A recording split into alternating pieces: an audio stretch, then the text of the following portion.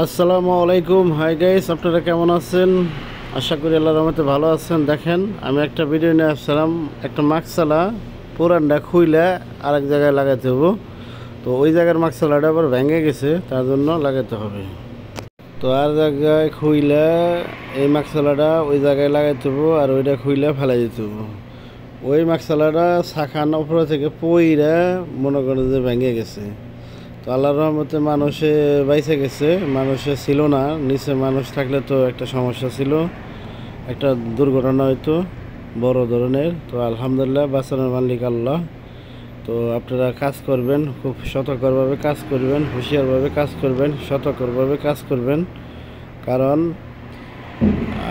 যদি আপনি শুধু কাজই করেন, কাজের দেনেই থাকেন, চলবো না। ঠিক আছে, আল্লাহর নামও মাঝে মাঝে স্মরণ করবেন, কারণ আল্লাহ তাআলাই রক্ষা করার মালিক। তো সবসময় হুঁশিয়ারভাবে কাজ করবেন। তো আবার খালাতের তো যখন মাকসালাটা খুলছি, তখন হুসটা তো খোলা লাগবো। তো হুসটা খুলবা যে মাহাবাজ ভেঙে গেছে, এর লেগে যে হুসটা চেঞ্জ করে দিয়ে লাগতেছে পুরান খাল্লাদের। তো পুরান খাল্লাত খুলবা গেলে দেখা গেছে হুস ভেঙে জায়গা, মাহাবাজ ভেঙে জায়গা, এর লেগে আমার সমস্যা। তো হুসটা চেঞ্জ করে দিতেছি নতুন করে, তো আর সমস্যা হতো না। তো আমি যে এটা পুরোটা খুলি নাই, পুরোটা খোলা ছাড়াই আমি কাজ করলাম।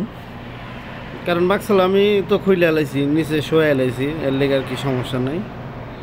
কারণ খুইলা নতুন একটা লাগাই দিয়ে পরে আবার অনেক আড্ডা খুইলে লাগাই দিতে হবে। এই তো। তো এই যে আমি কমপ্লিট করছি, এখন নিচে থেকে টাইট দিতেছি সুন্দর করে খাল্লাতটা, যে সুন্দরভাবে টাইট হোক। এই যে আমি এখন এই পুরানটা খুইলে নতুনটা লাগাইতেছি, সেকেন্ড হ্যান্ড ওটা খুইলে সুন্দর করে আমি তারতিব করে দিতেছি, যাতে হাত মুখ ধুইতে পারে। তো আপনারা কাজ করবেন, একটু সাবধানে তো কাজ করবেন। তো ইনশাআল্লাহ আল্লাহর রহমতে সামনের দিকে এগিয়ে পারবেন।